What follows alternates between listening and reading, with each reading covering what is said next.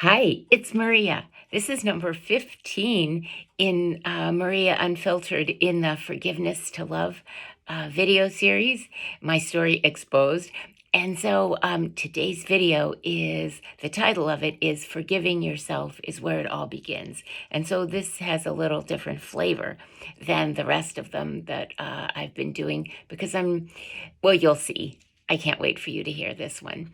And so anyway, in the Forgiveness to Love videos, I've given you much information about the injustices and the exploitation that many of us have experienced while at the mercy of the legal system. And so here I want to give you a short message where we are to remember the larger picture of life and to kind of ignore the petty details, because again, they are just details, because we are here on a very special mission. We are on this planet not by chance. We are here because we are here to do something. We are here to expand our soul. We are here to grow. We are here to experience life and in all its glory. And so I don't want to focus on the darkness out there because anything outside of ourselves is merely a distraction. You know, it takes us away from connecting with and knowing the divinity that we really are, the divinity that is us. And so when we remember that we are souls and that we've just incarnated on this little planet called Earth to experience life, then we see things from an entirely different perspective. And so, yes, it's painful, and yes, many still wallow in the abyss, or more accurately, one of my favorite descriptive terms, wallowing in the bowels of humanity.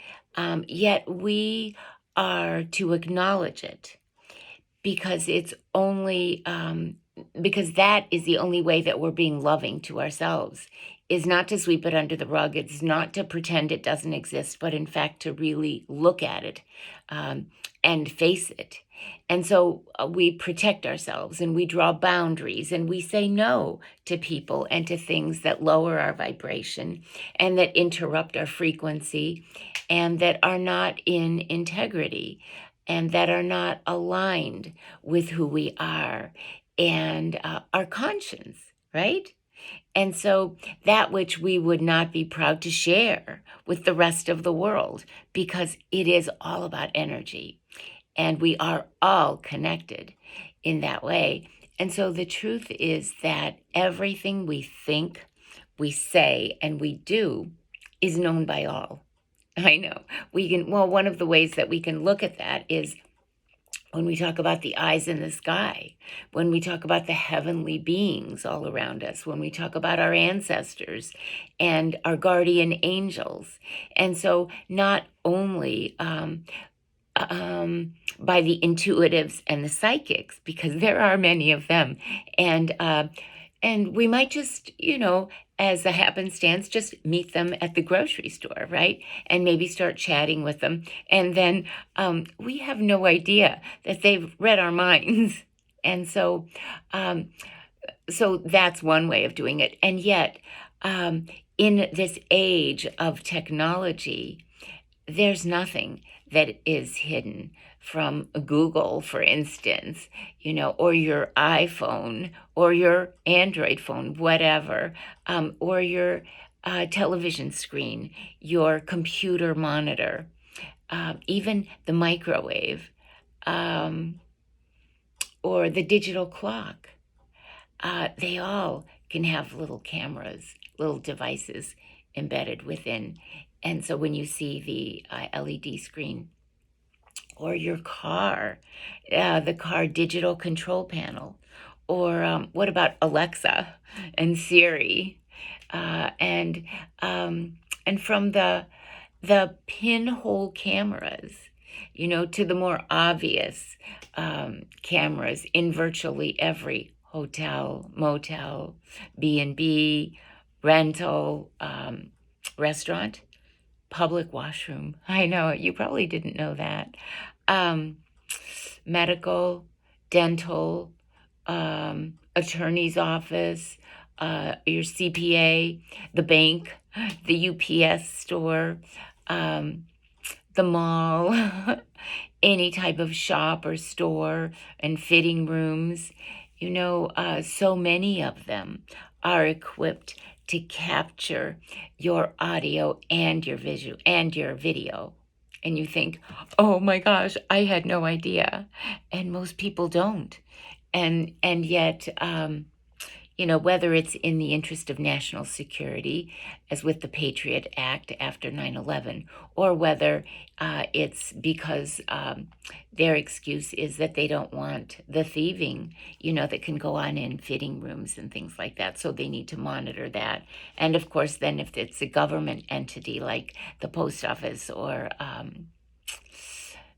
the post office or any other type of an office, like if you're in Social Security Administration's office, or you go into the courthouse, or you go to pay a ticket or whatever, or the police station. I mean, of course, you're monitored there. And so, but you're also monitored in other places that you would never imagine.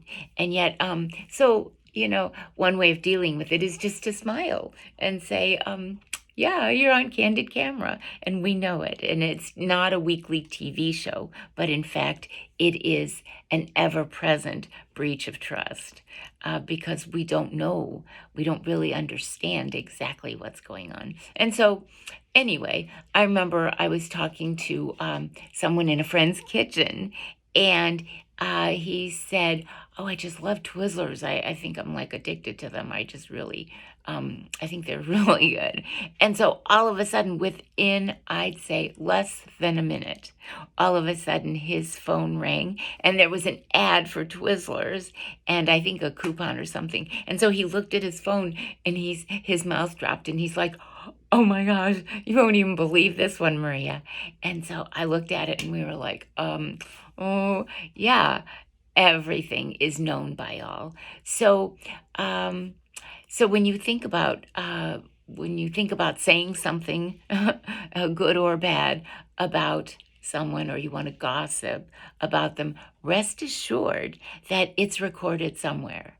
And so you might say, oh my gosh, this is criminal. And at times it can be considered a felony, yet at other times it's almost as if the universe is cleaning things up and guiding us to be better, really, because there are no secrets, nor should there be in certain venues, right? We have had for too long, way too long, we've had secret backroom deals going on. And that's just no longer appropriate. It wasn't appropriate then, and yet that was just kind of how things rolled. But really now, if you're going to engage in anything underhanded, you might as well put it on Facebook or Instagram because your phone is probably a microphone, and both your friends and enemies might be listening. And I know that's a difficult thing to hear. I remember hearing about that like 20 years ago when I knew I was being monitored and everything, shortly before or after my divorce, I don't remember. But somebody sent me a video. It was a YouTube video. And these two women were having lunch. And it looked like it was at like this outdoor cafe or country club or something. So they're sitting there and they're just talking. And one is discussing her meeting with her attorneys and they're getting a divorce. And so she's talking about strategy and stuff like that. And then then the camera goes to, something like a mile away or 10 miles away or whatever. And this guy's sitting at his office and it's her spouse. And he's just sitting there and his phone is on speakerphone.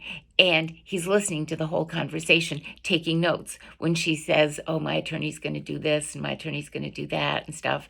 And he's like feverishly taking notes. So, yeah, that happens. But I have a little funny story for you. And this is relating to my love for anatomy. And after college, my goal was to be a doctor. And so I decided to take medical school classes in the morning. And in the afternoon, I did medical research. using the electron microscope, studying the brain and spinal cord. And I also dissected cadavers so that I could teach nursing students anatomy and medical students the brain. And so I was going to stretch it here. I'm going to stretch it here as an analogy, using the human body to better illustrate the hidden secrets. Okay, I know you're going to think this is too bizarre, but in our society, that are, the secrets that are now being exposed, right, and that are out in the open. And so if you think about the differences in the anatomy of the sexual organs of males versus females, you'll see that the female represents where we've been from a societal perspective, right? Where the anatomy is more or less hidden, right? It's not out there. And in fact, it's an area where many women aren't even familiar with their own bodies. And I remember I was talking with a friend of mine who's a gynecologist, and we were having a chat, and she said, you wouldn't even believe how many of her patients, when she'd ask, how familiar are you with your anatomy? And they'd say, oh, not at all. And so she got into the routine of when she'd have a patient, she would hand them a mirror when their legs would be in the stirrups. And she said, it's shocking to see how many women have never really taken a look at their own bodies. And so, meanwhile, the male sexual organs are out in the open, right? You can't hide them. You can't miss them. They're up front and center. And so there's no wondering what's going on there, right? And so it is with society today. Transparency is key. Things are out in the open, as well they should be. And so when we talk about transparency being the key, and so often I refer to the key to open Tut's tomb. And so we see that it's the answer to everything. Transparency is the call for truth, where nothing is hidden. And so we can't be surprised, we can't be blindsided, we can't be thrown off balance, because people are upfront about things from the very beginning. And so remember, this series is from forgiveness to love. And so if you really loved yourself, then you'd really forgive yourself, right? And so for the times when you were afraid of anything and everything that was not loving to you, then you would know that it's all about forgiveness and it's all about love. And that's how we take care of ourselves. So if you love yourself, then you love others because you see them as yourself. Did you hear that? Maybe I need to say that again, because that's really key. So if you love yourself, then you love others because you see the others as an aspect of yourself, right? That's the oneness. That's the oneness theory. And so if you love others, you forgive others, right? And so that's an amazing and a glorious loop. And so forgive yourself, love yourself. Forgive others, then you can love others. And when you love, you are strong. You are in your strength. You are in your power because you know who you are. And you also know who others are, the good, the bad, and the ugly as well. But in terms of knowing who you are and deciding on the relationship that you will have with the others. And you can have any relationship that nurtures your soul, whatever that might be. And so I love you is kind of like I am here for you during the good and the not so good times. Whatever you need, I am here for you.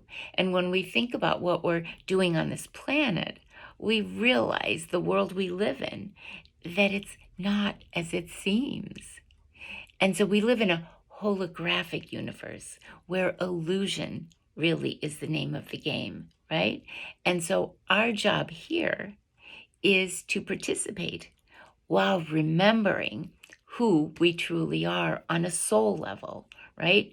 And so we are to see each and every experience as an opportunity to raise our energy, because that's what that's the purpose of all these different experiences that we have. It's how will we respond to them? Are we going to just be all aflutter and, oh my gosh, this is so horrible and I'm so panicked and this is crazy? Or are we going to say, okay, I can see this for the learning experience, that it's affording me an opportunity for growth? And so we've learned that love is the key to the treasure chest, right? And when we love ourselves, then we can love others. And when we forgive ourselves, then we can forgive others. And so at the same time, there are consequences. So why not love others and banish any inclination to hurt another human being? Because you know you're going to get karma. I mean, it is a universal law. And so if you can just flip any negative emotions you have and transform into sending out positive and loving emotions, your world will change like that. And so families, are destroyed from within. There are grudges and misunderstandings, and not only is it within a family, but it translates globally all over the world. And so we see people have all these altercations and disagreements, and one thinks that the other one's trying to take advantage of them, and it gets ridiculous, really. And so if we can see microscopically, or micro, no, it's it's my anatomy with the electron microscope. No, if we see microcosmically, what's going on in our family is a reflection of the macrocosmic situation going on the globe. Then we can understand where we are personally, as well as part of the human collective. And so when we love ourselves and forgive ourselves, we would never, ever hurt another human being. We would never cheat another human being, right? We would never lie or steal or do anything that would go against our conscience. And that includes deception. We would never deceive another one. I mean, why? Why lie when you can just tell the truth, right? And so, and certainly, oh my gosh, we would never, ever take another person's life, because that's a contract that soul has with its creator, and we are not to interfere in that. And so, when that does happen, again, that must be under a soul contract, because human beings just don't have that right to interfere in that divine connection. And so, and we certainly don't want that karma, because that's a huge, huge amount of karma that would create a life of just total misery, and who knows how many other lifetimes as well. But anyway, I describe the three in my life who have caused me the most pain, which is my ex and my sibling and my son. And they've created most of the havoc, and that where their behavior was so, so disgusting that I'd have to be insane to go anywhere near that much karma. I wouldn't want that for myself. Frankly, I wouldn't want it for anyone. I wouldn't even want it for them. But like my ex died probably, I don't know, 5, 6, 7 years ago. I still don't know. And then he passed the baton to the sibling and the son, who it appears, have just followed in his footsteps. But I realize that I have to forgive the entire group, because not of even what I had proof of what was going on, but what I perceived to be going on, because everything was kind of hidden and deceptive and under the rug and in the closet, um, and it just wasn't. No one was going to tell me, "Oh, did you know what they're doing?" No, I had to kind of experience it and figure it out on my own. But although I did have many people who did reveal things to me that blew my mind, and I'm sure that when you have situations like that, as you've been made aware of things that have been going on in your life, I bet you're like, oh my God, you've got to be kidding. But anyway, when I think of what happened to my sweet and angelic mother, and how they killed and tortured her, and my father the same. And he was such a caring, and ultimately he became very frightened by the whole situation. And my supportive and my loving Uncle George and my Nana and my children, my babies. I don't care how old they are, they'll always still be my babies. But the fact that their lives were just turned upside down, and they suffered. They suffered no matter what they did. They suffered. And children, our relationship with our children is sacrosanct. And I don't think that anyone has any right to try to separate a mother from her children and children from her mother. It's against human nature. And I think that there's a huge karmic penalty for that. And so anyway, we have people walking on our planet who are just looking for their next victim. And when we see the cruelty and the injustice of a twisted mindset, and the wounds and the lack of ethics and morals and integrity. And so, we have to kind of step back then, because that's how it is for many of us who are aware of what's going on in our lives. And so, is this the environment that you choose for yourself? I've had to ask myself that same question. Is this the vibe? Is this the vibration that I choose to send out to others? And is this the way I'm behaving, is this attracting what I'm choosing to attract? Because it seems that we can be bombarded in a very uncivilized way, in an uncivilized civilization, if you will. I know that's kind of hard to swallow, but yeah, it is. It's that we choose to be a part of, because we are here on planet Earth, and we don't always want to be watching our back and wondering who's betraying us, and for a buck or for an ounce of power. This is not a way to live.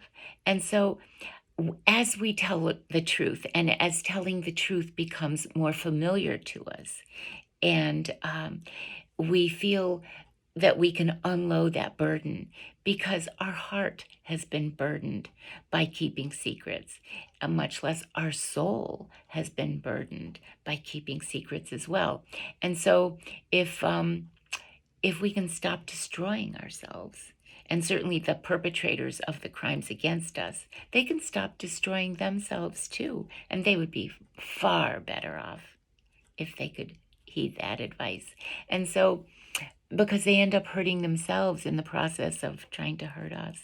And so, we are in the third dimension, and the path to success in this third dimension and beyond is to be our very best self, right? It's to be the grandest version of ourselves. And so we can show the world, and more importantly, we can show ourselves, and we can show our God.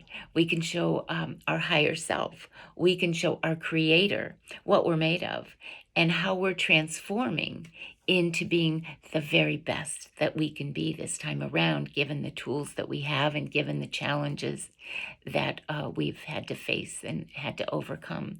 And so when we remember that you are magical, you are magnificent, you are so much better than your addictions, or your obsessions, or the sickness, or the greed, or the arrogance, or the totally out of control ego.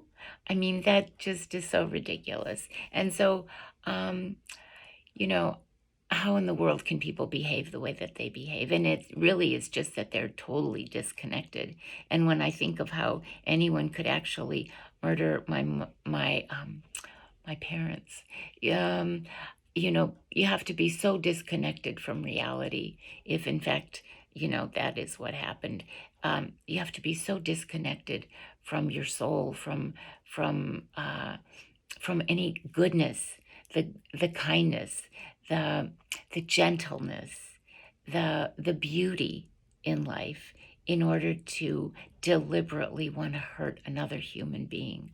And can you even imagine how this world would be transformed if, when we saw something, that we ran to help, and that we lived our life trying to do the right thing, and it wasn't an ego based life. It wasn't like me, and I'm better than you. And if I'm so insecure that I think you're better than me, I'm going to be very jealous, and I'm going to try to hurt you so that I can push you down, so that I can squash you and I can elevate myself. I mean, if we could just for 5 minutes have that mindset where we really connect with others, and we really care about others, and we want to make this world a better place, and we want to be the very best expression of ourselves to the eyes in the sky and all the heavenly beings and all the Googles and the cameras and the audio and the video. I mean, if you can imagine yourself always being videotaped, wouldn't you want to show the world your best? Well, there's no reason why we can't, in our minds, view ourselves as that, because truly we do. We have the energy of the universe that is watching our every move. We have our creator who knows everything, right? The energy of all creation, the energy of that has ever been, that is now, and that will ever be, is is part of our world. And so and so if we can just rise above the petty human distractions, we can live a life that will bring us so much joy. And so we can move forward in yeah, in my favorite saying, which is in smiles, laughter, and giggles. Anyway, stand strong in the knowing of who you truly are. And from that space, you can create your life of joy. And so I think that's, the most beautiful aspect of being alive at this point in time on planet Earth, is that we are such powerful manifestors, and we really can create the life of our dreams. And so when we see things with our eyes wide open, and we open our heart to love and to one another, then everything changes. And so with that sentiment, I shall tell you that I love you, and I will see you again soon, tomorrow. Okay, bye. Have a wonderful night.